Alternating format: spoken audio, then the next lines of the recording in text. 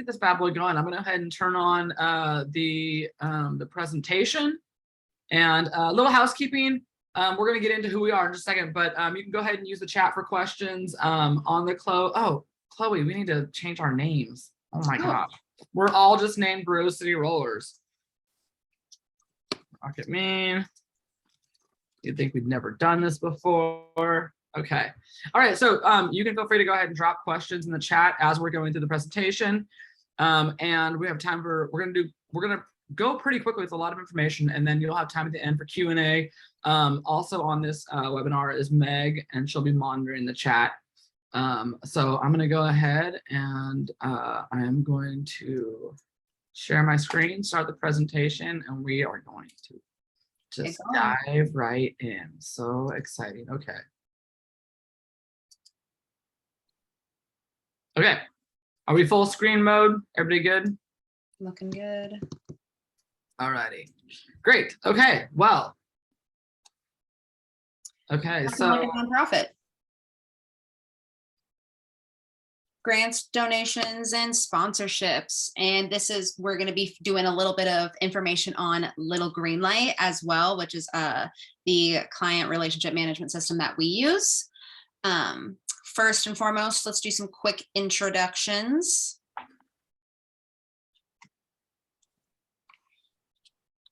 It's me, Rocket Me. Hi, I'm the executive director and founder of the Rose City Rollers. I'm the longest living modern roller derby employee. I have degrees in advertising and marketing, which is important to you guys to know on this one, because I do not come from nonprofits. I do not come from donations and grant world. And then next, my favorite thing to say is I empower you to da-da-da-da-da. And I do this job because I love it. Ooh. Hi, I'm Chloe.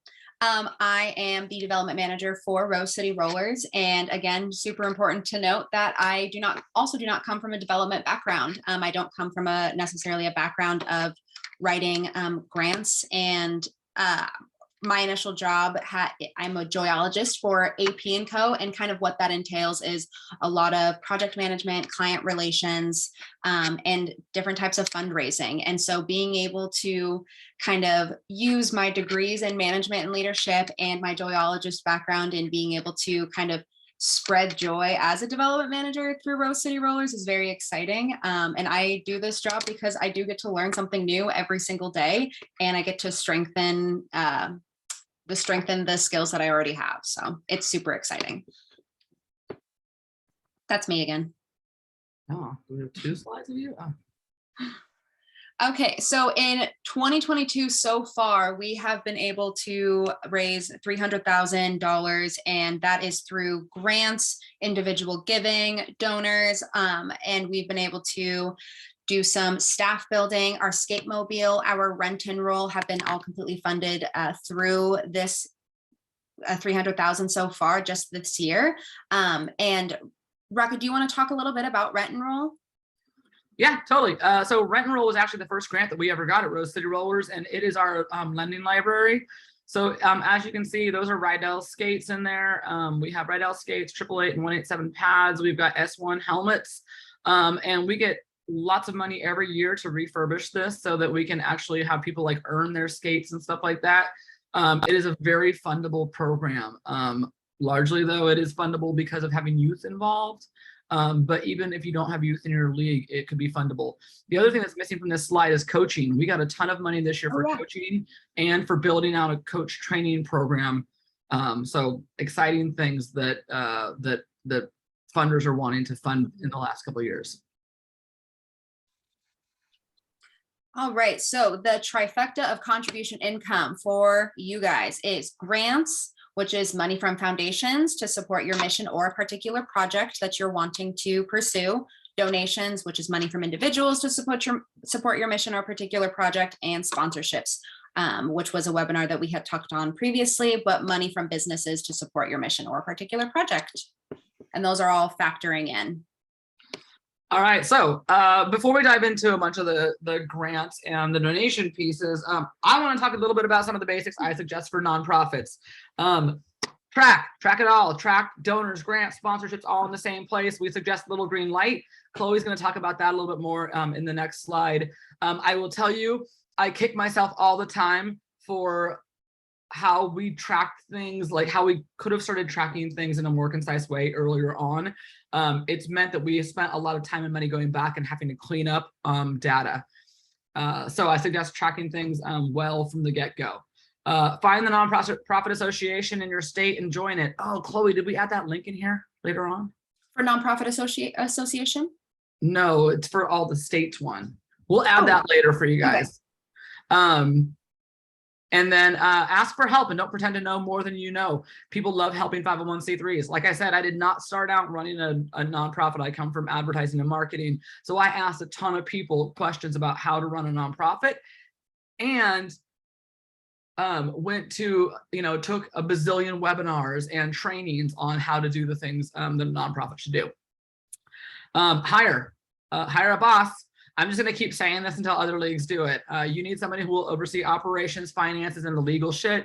Part of that is, if you're going to get grants and stuff, you really have to do a good job of managing those grants and doing what you say you're going to do with the money, and then reporting back to your funders if you want to continue to get grants. Because a lot of times you get money from the same people over and over again if you do it well and you show that you're doing good in the community. Mm-hmm. Also, hire a bookkeeper. Most leagues could use like a bookkeeper for 5 to 10 hours a month at the max. I mean, we're talking like 400 is probably really on the high end, but you need somebody who is taking care of your books and keeping all that stuff really tight and transparent for your league, transparent for your funders. I would recommend that you have somebody who is a non-member do it, so they have some space from the things that you're doing, and they create that kind of checks and balances you need. Okay. Mm-hmm. Okay, so tracking donors and grants. Rocket had mentioned earlier about Little Green Light. That's the one that Rose City Rollers currently uses. It is just an all-in-one donor management software, and it's incredible to use for fundraising, and it just helps support your organization's growth faster. The pricing is completely dependent on the number of donors.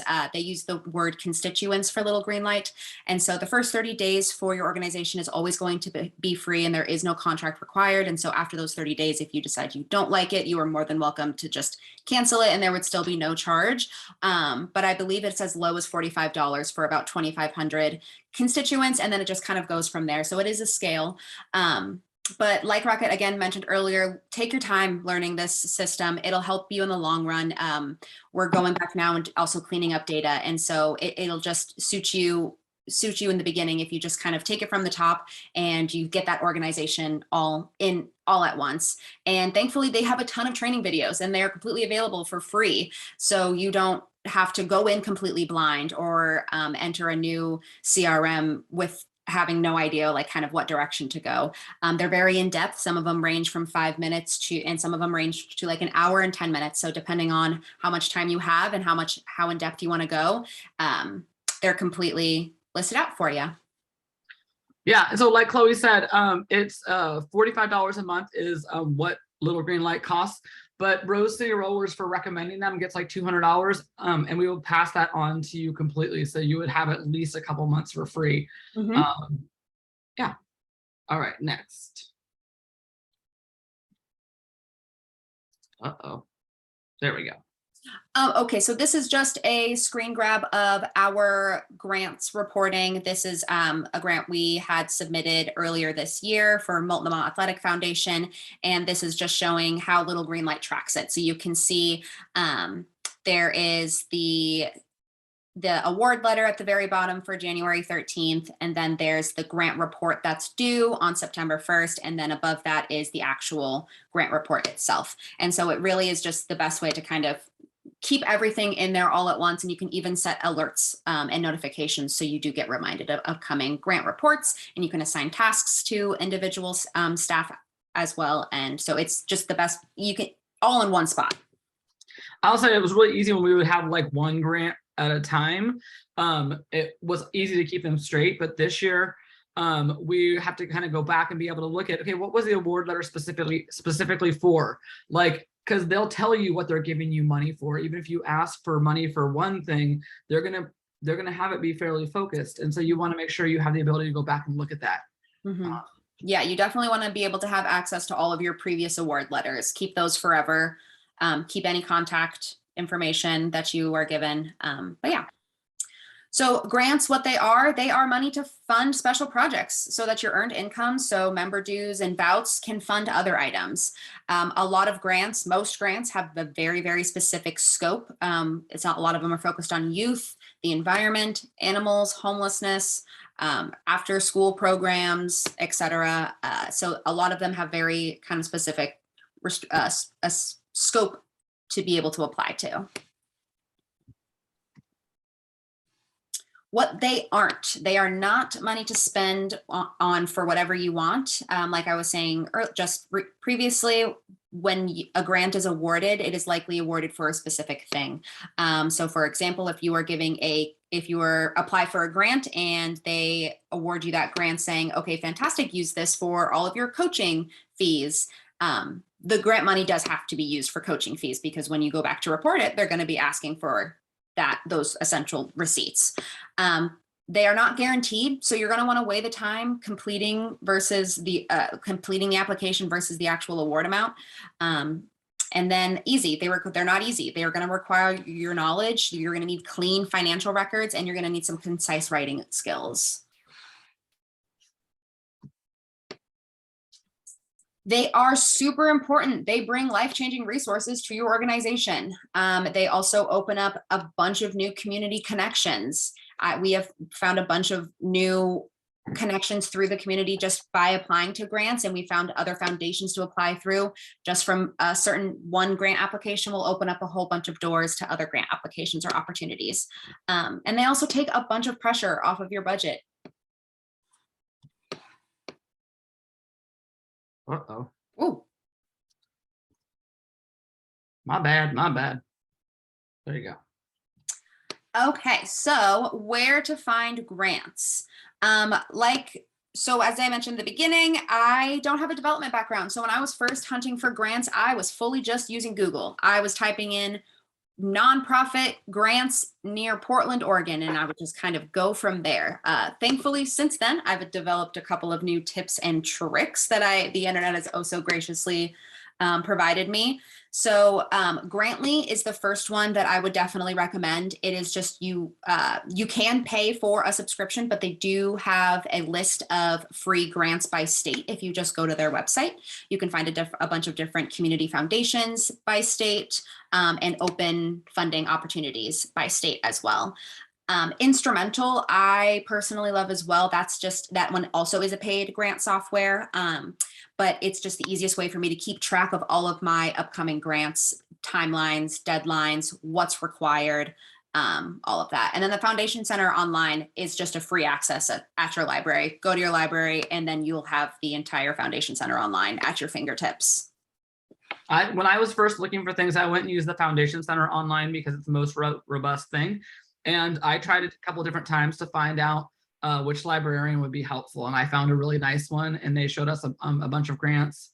And then we also did Grant Station was another one that we used in the early days. And you could get discounts, I think, through TechSoup for $99 a year. And Grant Station was fairly easy to use. But I mean, I would start by these ones on here and just, yeah. You know, oh, absolutely. Absolutely. Gosh, just be temperamental. So on this slide here, I just wanted to show you a little screen grab of Instrumental. So Instrumental is that top picture. If you look closely, it'll have Rose City Rollers up top, and then you are able to plug in categories for what you want your potential grants to look like or potentially fund. And then underneath it is Grantly for Oregon. I was talking about earlier, current funding opportunities, and then community foundations. You're going to want to start with smaller grants or smaller community grants or corporate grants. Honestly, those applications just tend to be more simplified and easier. And like Rocket had mentioned, you can apply year after year. And once you know, especially because the applications don't change up a whole bunch, you really can just kind of go back and just update some key pieces of information for the most current year. And so, but yeah, you can apply for a handful of applications with the same template. And also another way to find grants is to subscribe to newsletters. Candid, Network for Good, Society for Nonprofits. We'll drop the link in the Nonprofit Association by state at the end as well. So we'll have that for you guys, but yeah.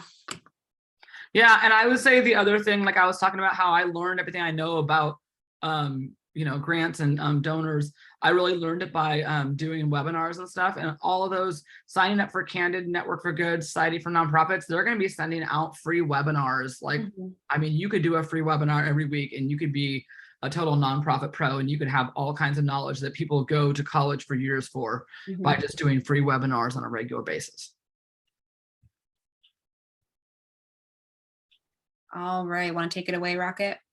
Okay, applying for a grant. So first off, you need to find a fundable project. So thinking about things that you are doing that after you've gone through and you've done a little research, you're going to be reading about what, if you go to Grantly, Grant Gopher, Instrumental, Google, you're going to be reading, and all these foundations are going to be telling you what their grants fund, right? So it may be like youth sports or LGBTQIA plus youth, or a certain population or a certain area, or all these different kinds of things. And so you have to be thinking about what are the things that you have or can have that are fundable. So for example, the first time I applied for a grant was with the Nike Community Impact Fund, and I was like, oh, we had just started a youth program. I wanted to hire a junior program coordinator. I was like, will you give me money to hire somebody? And they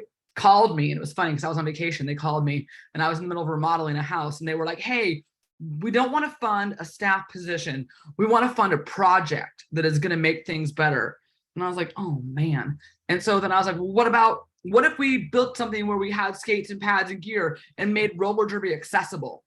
And they were like, we'll fund that. You just have to write it. Very, very, very odd to have that happen where somebody tells you, hey, we'll give you a grant if you write us a thing. So I then turned around and I wrote a grant for Rent and Roll, and that's how we got our first $10,000 grant. And that program has been instrumental in people being able to play roller derby for years and years and years. Everybody can use it for free. Kids, adults, anybody. And it makes it so people can join roller derby without that huge cost that we all know skates and stuff have. Also, scholarships. We offered scholarships to anybody who's applicable for free or reduced lunches. So it's kind of an easy barrier, so we don't have to do a lot of legwork. And then almost anything kid related. So we get our summer camps fully funded. We do a bunch of community projects that are paid for, like lunch and play, where we go out and provide skating in the parks in the summertime, all kinds of fun stuff like that. So just thinking, getting some folks together to get creative about what you could fund. But really, I mean, for most of you, building out a rent and roll is something that, you could follow a model that's already been tried and true. So you could tell funders, this has been amazing at Rose City Rollers. We want to do the same thing. It's made it so that people can join Derby, and you can talk about that. Scholarships, I think that, you can easily kind of build a case for scholarships, as long as it's gonna be funding a group that a funder wants to fund. All right, next you need to, once you've looked at, what are your projects and what is your, what grant do you want to apply for, you need to read the details. I mean, read the details like 8 times over. Oh, I even put that in here in the notes. You did. Yeah, because they give you all the information you need of how to write something that they can say yes to. So then you need to work through your budget and timeline. So first off, with your budget, you need to look at how to build a budget for a project. This isn't a lot of times actually the budget that's in your that you already have built. This is you're making an estimate, right? And so you're making okay, well, what's it going to cost for this? How many hours is it going to take to do this thing? What are all the kind of tertiary things? You have to try to typically you have to kind of write an inflated budget because they might not give you all the money. And so you have to I have made mine historically overly complicated.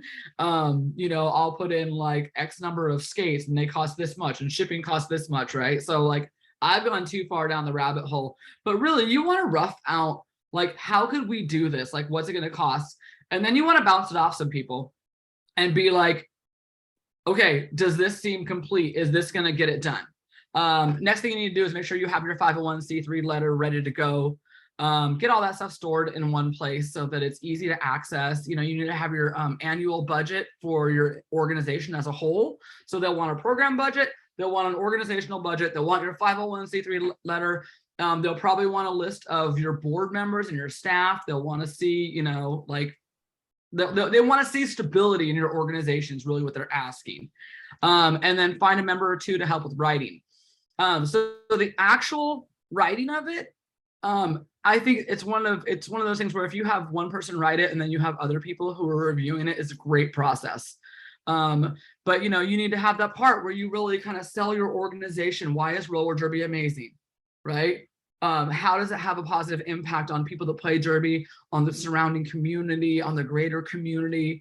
So you really want to paint that picture, and then you want to paint the picture of how is this program going to have, you know, a huge impact beyond just, you know, a few people. How does it impact those who are impacted by the grant, like those who are using rent and roll? How does it impact the derby community and make it accessible? How does this transfer out and impact the community you live in, right? So you really want to kind of tell the story of why this is going to be great.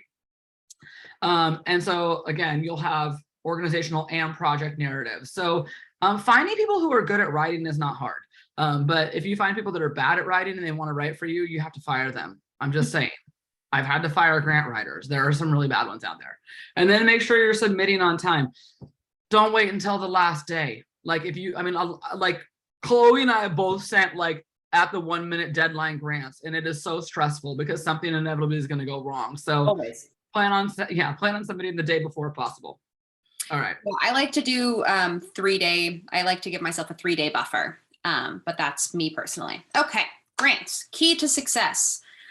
You want to know what projects you have that are fundable. So increased accessibility, supporting underserved and marginalized populations, large community benefit, etc. We want to have a key person responsible for knowing what's in the application, receiving the notices, and ensuring reporting happens. That would be me. That is what I do. And so that would be me as a key person. And so I get to spread all the information, and I find all the documents that need to be found and go from there. Talking with potential funders to see if you're a good fit before you write a grant, or searching for previous recipients of the grant. So I love using ProPublica and looking at previous 990s. But Rocket has spoken with funders in the past. I have no fear of calling people. So I have actually gone to especially private foundations, like family foundations and stuff like that.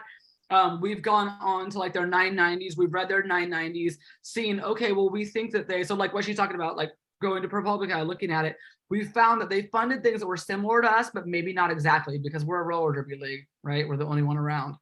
And so I'm like, I'm just going to call the person who manages this grant. And so I called the first one that I did was this old dude who managed a family fund, and it was super funny. His name was Mark. And we ended up and I was like, and I swear, like I probably just caught him like hanging out in his house or something. And we ended up talking about roller derby for like 45 minutes. He was like, yeah, I don't know if it's the right thing right now, but he gave me really good insights. He was like, yes, we fund things like this, but here's the thing. He said, I was trying to get a broad scope of like, well, what do you fund? How do you prefer to do things? And he said, we like to buy things. Like, I don't want to fund a program like Rent and Roll. He said, I want to buy like a truck or a van or something like that, where the whole thing is from us. And I was like, awesome. And he said, we love kid stuff. You're in the right area for us. He goes, I definitely think that when it comes to the whole family weighing in on the decisions for this grant, though, you definitely are a little bit outside of the kind of traditional scope of what we fund. So he told me it's going to be an uphill fight. He told me, ask for a van, right? Yeah. All this kind of stuff. And then COVID hit right then. And so then we actually found somebody else to fund our skate mobile. But it was very insightful. And yes, it was nerve-wracking. And I had questions prepared in advance to ask him. And then it became very conversational. I connected with him about, he has a granddaughter who loves roller skating, this and that. And so it was pretty easy. I had another time that I called a foundation, And it was super funny. I got through to a person that was like, she was like a gatekeeper. She was like the front door type person. She said, "Oh man, I'm a huge fan. I went to the game the other day. It was awesome, yada, yada. We would never fund you." I was like, "Okay, thank you." Because that means she goes, "I don't want you to waste your time writing an LOI because sometimes you have to send a letter of intent before you do a grant." And she was like, "They never fund you." She's like, "They're so conservative in the fact that you guys are super gay, like it just wouldn't roll." And I was like, "Good to know. We're out." Yeah. But I mean, like, so that's what I mean. I think that even though I got a no answer, the experience of calling and talking to a funder was totally positive. And I think the other thing that you could be really honest with, if you're like, "Hey, we're going after our first grant," I think that they would hear that and be nice to you. Oh, absolutely. Very receptive. Yeah. Okay. We also want to consider the requirements of a grant and if we can fulfill them before we actually apply. A lot of grants are much easier to apply, whereas other grants are way more complicated and trickier to report. A lot of grants request like financial receipts for reporting. They want to be tracking the financials. And so just really make sure to see, like, read through the requirements again, read through the requirements 8 times, just to make sure that it is something that you can put on your plate. Because it's not supposed to be an overwhelming, stressful adventure. This is supposed to be fun and exciting. You're getting a new program or project funded. So just make sure it works with you. Again, track everything in a software like Little Greenlight, so that you have a living record of all communications, applications, awards, reports, etc. A lot of the times foundations will have little rules set in place where if you were funded the year prior, you have to wait another full 365 days before you can apply again. And so just having a living record of all of that is super, super handy to have just on deck. And then store all of your grants, budgets, and application materials. So that 501c3 determination letter, your budget, your board members, staff members, etc., all in a single location. Just keep everything super organized. It'll make your grant writing process a hell of a lot easier, I promise. Okay, moving on to donors. So donors, what they are individuals who donate money or items to further your mission or a particular project. Your most passionate supporters who are eager to see you grow and do great things. And sometimes they have even personally benefited from your organization, witnessed the power of Derby, or just love your mission personally. What they are not coming in without expectations. It is very important to find out your donor's motivation and what makes their heart beat. They are also not to be taken for granted. They are going to require ongoing work to maintain, and they are not dictating where their funds go. That is a big no-no. You don't want to get into that relationship habit pattern right off the bat. They donate and then you say, "Thank you so much." But yeah. Okay, and then what they really aren't. Donors are not a financial transaction. They are a values exchange. So relationship building is kind of the backbone of this all. You want a relationship build with foundations. You want a relationship build with your donors. You want a relationship build with your donors' employers. This is your opportunity to make a long-lasting relationship with individuals who share the same heart and passion as your organization. So you want to get to know them, and then you want to build on their relationships. You don't want to just take their money and run. Take the time to thank them personally. Why they are super important. They are people who love you and want your organization to succeed. They'll also help you know what projects folks in your organization and adjacent find worthy. And that is super important, because if you don't want to kind of become tone deaf, especially if you grow as an organization that goes a little bit bigger and bigger. You want to make sure you're listening, you have your ears on the ground, and you hear what your community is needing. I want to hook on that. Yeah.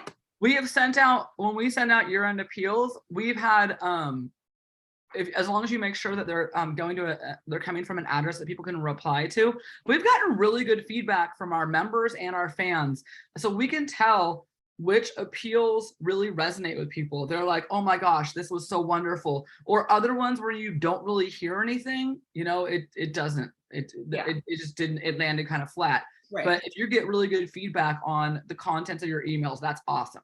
Super good. Yeah. And then once you build a monthly donor pool, you can count that money in your budget.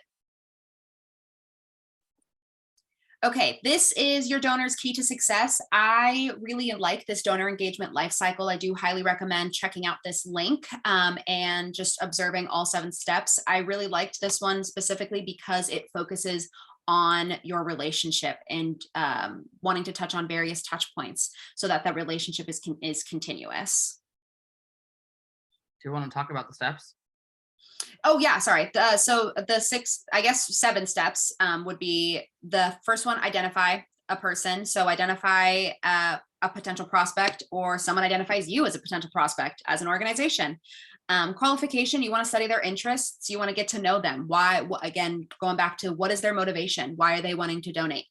Cultivation, you want to nurture the relationship with the prospect and then educate them about your nonprofit. Again, you just want to make sure that their heart's in the same place as you. What's their any ulterior motives? Solicitation, go ahead and make an ask, or even better, they'll donate before you even need to ask. They resonate immediately and they just want to make that deposit. Recognition and acknowledgement is super, super important. I'm going to touch on this in, I believe, in a slide or two, but always make sure you are thanking the donor with a proportionate amount of thank you for their contributions. Little green light, again, I'll talk about this in a little bit, but little green light can do that for you automatically. Stewardship, continue fostering that relationship and plan out your touch points. Don't just let that donation go dry. So let's say someone donates once for your year-end appeal or your year-end fundraising. Don't let them go another 365 days without talking to them. Don't say thank you and just let that kind of go by. Keep in communication with them. Keep that relationship going. And then rinse and repeat. Keys to success, in addition to appeals, donors are also needing updates, recognitions, and general schmoozing, relationship building.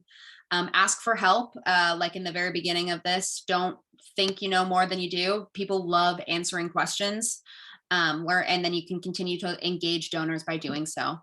You need a person who's ultimately responsible for managing donor funds, relationships, communication, so like tax donation letter or tax letters, so that the donors can do a tax write-off at the end of the year and everything. And then once again, track. We want to make sure we're tracking everything in little green light. So we have complete donor information, accurate records of gifts, and they can automatically send those tax letters too. It's just super important because you just want to make sure you're having all of those, all of that clean data, because you can also go in and pull donor reports and kind of track and see exactly where you're going and where you're projected to go. Okay, your first year-end appeal. I want to touch on this briefly because we've mentioned it a couple of times, but donors get involved with nonprofits over the holidays for 4 primary reasons: to feel happier for helping others, to feel good about themselves for making a difference, to be connected to something positive, and to take advantage of tax deductions. And so we want to take advantage of that. So steps for your year-end appeal. We're going to be using little green light as an example because that is what we use, but it's essentially, you're just building out a form. You're just building out a little donation form. You want to just make sure we're getting all of the important donor information. So contact info, again, employer information is such an important one as well, because that's just another potential stream of revenue and the best way for us to contact them. You also want to put your form to your organization's website. So your website should have a little support or donate page, and then they can just donate directly through there. An e-blast for your members and fans about your about your year-end fundraising, making sure your appeal looks good on social media, and then little green light, 24 to 48 hours after receiving a donation, make sure we are thanking the donors, because at the end of the day, all of this is about relationship building. Absolutely. Do you want to touch base on like league or show off the year? Okay.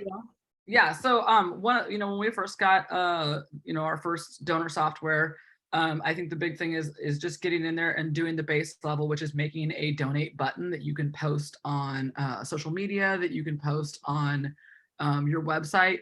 And so again, if you look at this, it says consider joining the Bearing Alliance, which is becoming a monthly sustaining donor. So this is us asking people to donate monthly, but you can also build these forms that are for your year-end appeal, which is like consider a gift. And like, we've done other things where we have dollar amounts. So if you give this year-end appeal $100, it will fund XYZ, and you make some like cute you know, it'll make sure that there's, you know, 10 people have scholarships or whatever it is. So you can get really creative, but really the thing is telling people a story about why your organization is a good organization to support. So you can kind of keep hitting on that messaging. And then let's take a look at an appeal that we did last year. Okay, so this is a two-parter. Here, I'll show you the first part of it, second part of it. All right, we're gonna go back. This is an email that we sent out to our league and our fans. Okay, so first off, great image. It has our color is purple. It has a picture of a junior skater. And then you can see, so discover your power was the theme of our appeal. So our appeal is going to be starting in November, running through December 31st. And we're going to have a series of emails that are going out. For us, it's like it goes internal to our members, it goes external to our fans, it goes to everybody who has ever given before. And I would say the first time you do a year-end appeal, just do one version that goes to everybody, right? And don't worry if they get the email, you know, a couple times because they have various email addresses, whatever. Keep it concise. You know, when you get more advanced, you can have emails that are tailored towards those major donors versus, you know, the people who give a small amount or have never given. And that, Chloe, we should touch on major donors as opposed to just these year-end appeal folks too. So, okay, in this, it says at Rose City Rollers, we see people step into their power on their own terms every single year. Liv, an LGBTQ plus youth skater, was facing harassment in their hometown, said that finding their power through Derby let me live and exist in a way that I'm happy with. So it immediately has that emotional connection, telling a story about one particular person. And then the next piece is, you know, you have, we're dedicated to making roller derby accessible by providing scholarships, putting on community events with Skatemobile, and offering all sorts of empowering opportunities for skaters and non-skaters alike. However, we're struggling to raise the funds we need. So we're saying, here's all these great things that your money is going to do. We're not locking them into one thing, right? We're not trying to make these be restricted funds. We're trying to say, you're going to fund a lot of shit. It's awesome. And say, we need your help. So right here, you can also see that we say, currently we're only about halfway to our $21,000 goal. By the end of the month, we need your help, yada, yada, right? So, and then a little bit more about, like, you know, scholarships, yada, yada. And so we have some fun pictures there of people, you know, wearing gear. This was obviously during the height of COVID. So we were doing outdoor skating, and then there's a donate button, right? So it's right in the middle of the donate today button. Yeah, big donate today button. And so that goes to that form we were just talking about. And then on this, we have a video as well. And so it's a video of Liv and Liv's mom, and they're talking about how Derby has changed their life. I will tell you, our video on this one was fairly highly produced. Like, you know, we paid a videographer, we did set down sessions. You know, the rise of TikTok and videos on social has made it so people were very into really lo-fi cell phone, like just talking, like holding the phone, or, you know, using a Ring camera or a Ring light. Yeah, just like you can make it really lo-fi. So again, we have a video, and then we have more you know, appreciation reasons to give, and then we have another make a donation button, and then our social media links. So this is you know, this is how your first appeal can go. It can go, you know, it's a handful of a series of emails, and you also have social media for taking that same content and making it look appropriate to whatever social media you're doing. And so that is that. Let's dive into some questions. Meg, do you want to read them, or you want me to read them? Yeah, I can read them off for you. All right, go for it. Let me just scroll up to the beginning. First question is RCA's junior program a separate 501c3, or when you're submitting grants, is it just the nonprofit letter for RCR as an organization? RCA Junior so we bucked what was supposed to be done, and our juniors have always been a part of RCR, so they are part of our 501c3. Like, for some, I think that question might be because when WFTDA, in the early days, WFTDA said juniors were not supposed to be a part of a league. So if you have two separate leagues, it depends if, for example, the primary league is like the financial sponsor of the junior league. On that one, you might want to you might want to consult with a lawyer if you have two different 501c3s, because the money would need to be coming into whichever one pays the bills for where that money would be going. Great. The next two questions are sort of related, so I'll lump them together. The questions are, do you generally ask for work hours in your grants? And have you found that grants that you apply for are typically for specific projects and not for general operations?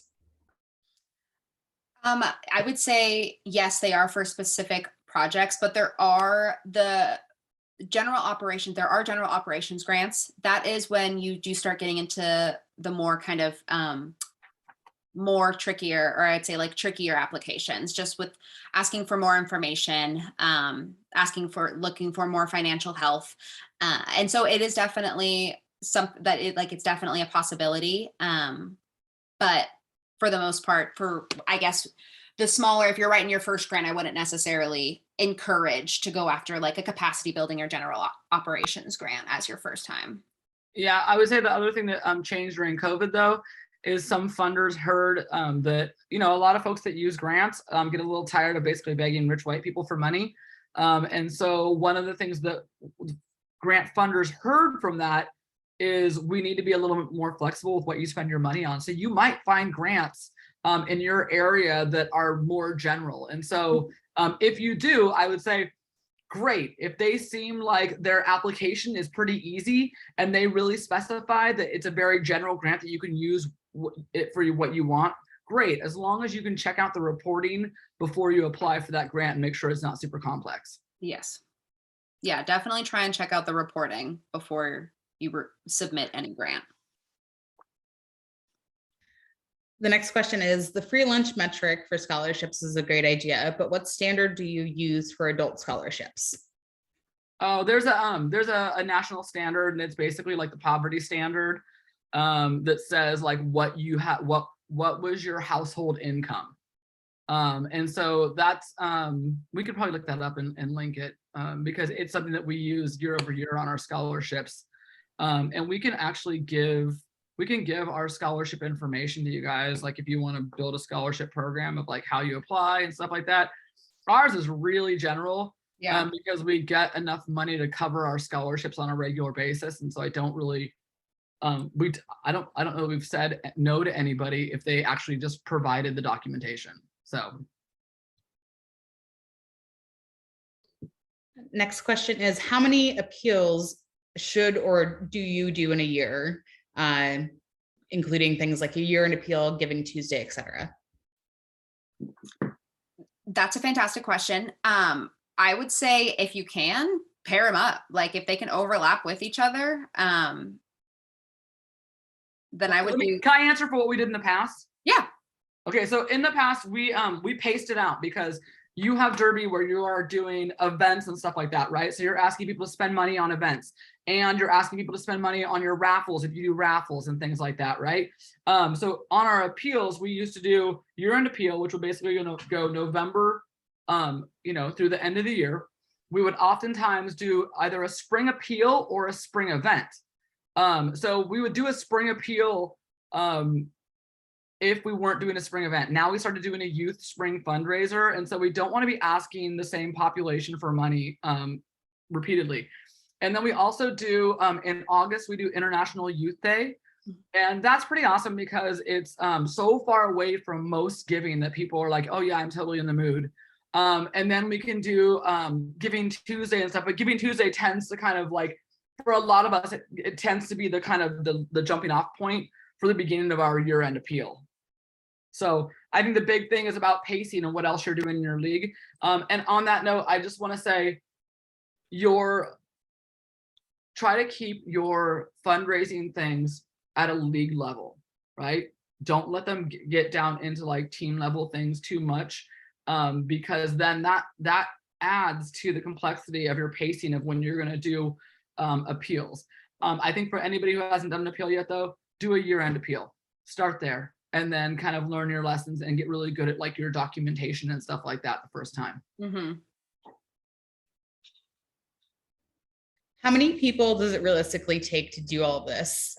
Slash, how many work hours do we dedicate to writing grants, donor relations, sponsorships, weekly meetings, etc.?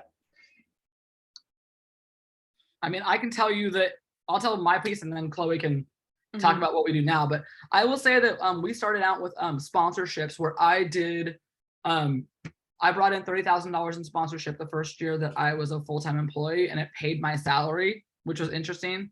And I think that I probably spent about 10% of my full-time job working on sponsorship stuff. And so then they got an employee for the rest of the time. And as we started doing grants, you know, I was doing grants very infrequently, but also not very well. And so now we have a dedicated crew that so Chloe is with AP & Co, and they're an agency. And so we've typically had one person who has been a full-time person for the last, I think, 6 years doing grants, donations, and now taking over sponsorship too. But I don't want to scare you guys, because I think that you could have a committee of like 3 people who are working on this, who are dedicated folks who could spend a couple hours a week on covering grants, scholarships, donors, all of it. Right. Yeah. And that's what I was going to mention. It really does not take that much time, especially if you have people who especially if you just have like 1 or 2 people that you can kind of lean on and bounce ideas off of. Like I would say, I use kind of my partner in crime when her name is Kristen.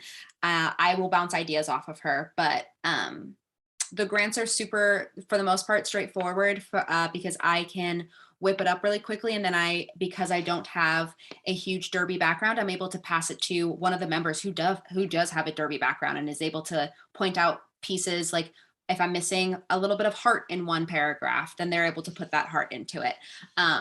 It's not necessarily a 1-person job. It should be like an exciting thing for a small group of people to run through. And then touching on donor relations briefly, once you get all of that, the reason we're pushing Little Green Light so hard is because Little Green Light can truly manage your donor relationships very, very easily and automatically.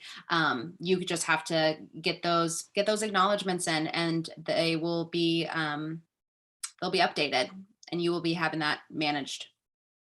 I think the key, if you're going to form a trifecta to work on like a year-end appeal, would be who's the person that's going to kind of oversee the project and make sure you stay on your timelines. Who's the person who is going to be doing kind of the bulk of the writing, and then who's the person that's going to be turning those emails into like social media. And then probably the person who's doing the timelines could also be managing LGL. So that's how I would break it up: is timeline and LGLs, social media, and email writing.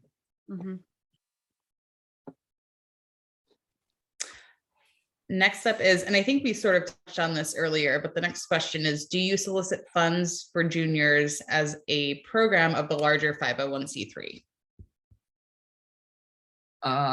Yeah, I mean, I would tell you that like juniors are juniors are much more fundable than adults, even though we do a lot of stuff with adults because it's, you know, we're helping change lives, and, you know, women, girls, and non-binary folks who are kind of growing as humans by participation in a team sport and just growing in confidence.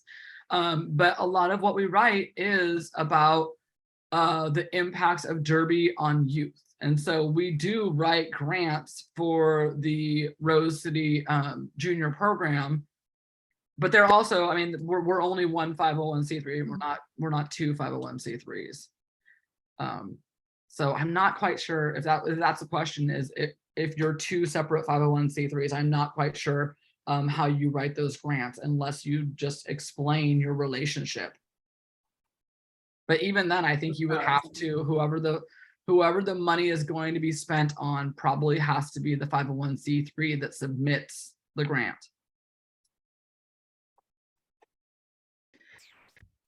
And Morgan is asking for a non-501c3 league. Is there any way to adapt this given that they don't have nonprofit status currently? I would ask if you are trying to get nonprofit status or if you're not. If you're an LLC, you can't ask for donations if you are not becoming a nonprofit. If you are in the process of applying for a status, like you already have submitted for it, you can start applying for some grants. They'll tell you that, and they just tell you what to do. Or if you are like nestled underneath another nonprofit, your question kind of begs the question, are you ready to apply for grants? If you have some messy shit because you had a member who was in charge of, you didn't have one person in charge of your legal shit, and somebody was applying for your 501c3 status, and then they dropped the ball and you lost your 501c3 status, and now you have to go back and clean up that mess. You have to get your house in order before you can apply for grants and donations and stuff, because you are saying, hey, look at us, we're on the up and up. Yeah. This wasn't in the question, but tacking onto this out of curiosity, I wonder if this would be helpful for folks in the same situation. Are sponsorships something that you would still recommend leagues that are not 501c3s going after? Oh, hell yes, because most businesses who are going to partner with you are going to be taking it as an advertising expense rather than a donation anyways, because they typically have big ad dollar expenses that are write-offs anyways. So absolutely. And you can go onto our website and you can go to rosecityrollers.com and you can look up sponsorships and you can download our sponsorship packet and use it. Yep. I mean, like, use it. Change the logo, but yeah. And we also, for any folks that are interested, we also have our sponsorship specific webinar that is on our YouTube page as well right now. So you can check that out for some more info there. Next question is, how do you get members involved in your fundraisers? That's a good question. I mean, I think part of it is like in the years past, as we start working on them, we'll be like, hey, here's where our theme is going to be this year. Do we have any of you who have like stories that go along with this? And so then we'll have people tell us, like, we'll send an email out to the entire league and be like, hey, and so say we might start this in like, I don't know, September. Send an email to the league and be like, hey, here's what we're thinking of for our theme for our year-end appeal. We want to hear your stories. We even one time sent a survey to our league that was like a 1-minute survey. Tell us about how Derby has changed your life. And part of that was like, check this box if you're willing to be a part of our year-end appeal messaging. So it was really good because it does a couple of things. One, it informs your league that you're going to do a year-end appeal. Two, it tells them they can be a part of building the narrative. And then 3, it invites them, it finds you people willing to be on camera or just willing to share their story. And so, I mean, like literally, like when we did that survey, I call it 1-minute survey and, something about, why do you love Derby? Something that is really easy for people to understand. And then I keep the whole thing really, really short so people can fill it out in 1 minute. They give us their contact information. They tell us if they're interested in being a part of the year-end appeal. And then from there, you can have your trifecta of people that are going to be working on a year-end appeal, right. Reach out and talk to them individually and capture that information from them. And then if you're like, okay, here's some of the quotes that we got from them, do it on a Zoom, record the conversation so you get those tidbits of information. And then you could possibly ask them to like record a little bit of video of why they love Rose City Rollers, and then just send you the video and you're good to go. Yeah. Just that simple. And one other thing I would tack onto that as well, if it's helpful for anybody, is in the past, we have also put together member toolkits, which are basically content that is really easily shareable. So we send that out to our membership, post it on our forum and say, hey, like let people know that we are doing this big campaign and, maybe add your own sort of twist to it or your own story. But putting that together in a way that's very easy for people to share is also super helpful. Next question is, for the revenue brought in by coach training program, are these events training coaches from surrounding leagues or specifically for interleague coaches? So the grant is going to tell you whether or not they give a shit about places other than your town. A lot of times they don't. But so here's what we did with the coaching. We have it's twofold. One, we are building out a coach training program. And this is like modules. So there's a module on how to build a practice. There's a module on anti-bias coaching. There's a module on conflict resolution. There's a module on Derby strategy and teaching that. There's a module on, oh, what was the other one? Oh, there's one that's kind of positive coaching alliance style that is all about the whole athlete, which is the relationship between the coach, the parent, and the youth athlete. So we're building out this comprehensive coach. There's also, the modules on like concussions and all that kind of stuff and safety. But we're building out this whole program where each coach is going to go through it, right? And they basically each module is going to be, 20 to 40 minutes, and they're going to get certified basically as a coach. And so we're paying a lot of professionals to come in and build those things. So the money is actually going towards building those modules, right? Some of it's staff hours, some of it's bringing in conflict resolution specialists. A lot of you guys know Iggy from Work Sport Life. We're paying Iggy to do a module. So there's a lot of that kind of stuff that goes into it. But then the other part of that grant was they're paying our coaching fees. We never paid coaches before COVID, but now we pay coaches $20 an hour. So it's kind of a multi-factor thing. And part of the reason we got that was because we have such a high percentage of LGBTQIA youth. And so there's also obviously going to be a module about how to support gender expansive youth athletes. So there can be a variety of factors to it, but this is a great example of when you want to call and talk to a funder about what matters. I was just about to say, give them a call. Yeah. Yeah. And then Faith tacked onto that question asking, are these online or in-person modules? Combination. So the program overall is geared to be an online series. And so I'm a coach. I'm going to go through, we use co-assemble. And as a coach, I'm going to go through like 10 modules, and I'm going to become like, the awesomest RCR coach ever. We also had a training module that we do in person that Iggy just did with the parents and the coaches and everybody. So they're all kind of on the same page about expectations. But then also we're going to make our coach training program accessible to everybody around the world because we did get funding for this. And so, yeah, fun stuff. Next question is, do you use any additional platform for marketing / donation emails that are customizable than LGL? Well, I mean, we use our social media, and so we're going to take the forms and stuff. I mean, we use Little Green Light that is where we have our contribution revenue tracked. That is where the forms come from. We try not to use those other things like, for example, if Facebook offers to do fundraising and stuff on their site, that's really kind of giving you a mess. Like if you're getting donations from them, you're not going to know who's donating to you. You want to know your donors. So don't use those things. Use your own form. You want all of your donors coming in through your portal if possible. Yeah, as much as possible. If not, you need to make sure that you're getting all that back end information. If the bulky, I mean, we also use like things like Benevity and a bunch of those like workplace donor type things, but those are also just big organizations that you just use because you have to use them. Yeah. But as much of your information being in one place, the better off you're going to be. Agreed. And then I see a question about email. We do a lot of email communication through like constant contact with our membership, with our fan base, because we can grow, those lists on a regular basis pretty easily. But then, I mean, you also should be utilizing your internal communication boards, right? So if you have a forum, it should be going on your forum. If you have Slack channels and things like that, it should be going out through that. So you want to hit it. I mean, like your membership is going to be kind of tired of your year-end appeal on December 31st. They should be. Yeah, they should be. That's hopefully, if they only see it one time or two times, they're not going to give.